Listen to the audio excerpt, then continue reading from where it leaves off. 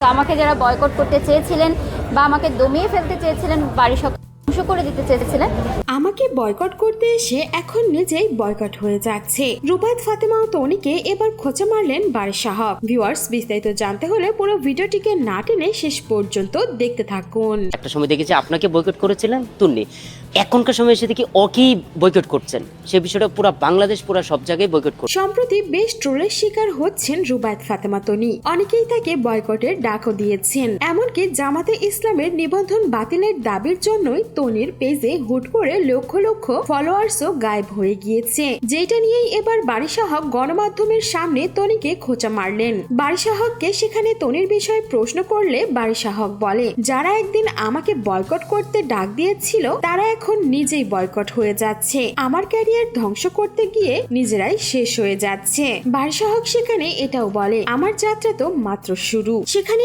অনেকেই বারিশা হকের সঙ্গে একমত পোষণ করেছেন, আবার কেউ বা তনির পক্ষ নিয়ে বারিশা হককেও ধুয়ে দিয়েছেন। একজন কমেন্ট করেছেন, এত লাফালাফি ভালো না, আপনিও কম না শরীর দেখানোর জন্য। অন্য আরেকজন কমেন্ট করেছে, আপু সেই আপনার কথা সেই। আসলে কয়েক মাস আগে তনির সঙ্গে বারিশা হকের বেশ দ্বন্দ্ব চলছিল। তনি তখন বারিশা হককে বয়কটের জন্য সবাইকে ডাক দিয়েছিলেন, আর সেইবার সবাই বারিশা হককে বয়কটও করছিলেন। তবে এইবার তনির এমন কর্মকাণ্ডে সবাই ধীরে ধীরে তনিকেই বয়কট করে দিচ্ছেন। আর এই সুযোগটা হাতছাড়া না করেই বারিশা হক তনিকে খোঁচা মেরে বসলেন। সো ভিউয়ার্স, এই ছিল আমাদের আজকের ভিডিও। আর এইবার যে বারিশা হক তনিকে আবারও খোঁচা মারলেন সেই বিষয়ে আপনার কোনো মন্তব্য থাকলে জানাতে পারেন আমাদের কমেন্ট বক্সে। আর বিনোদন জগতের এমনই লেটেস্ট আপডেট পেতে আমাদের চ্যানেলটিকে সাবস্ক্রাইব করে আমাদের সঙ্গেই থাকুন।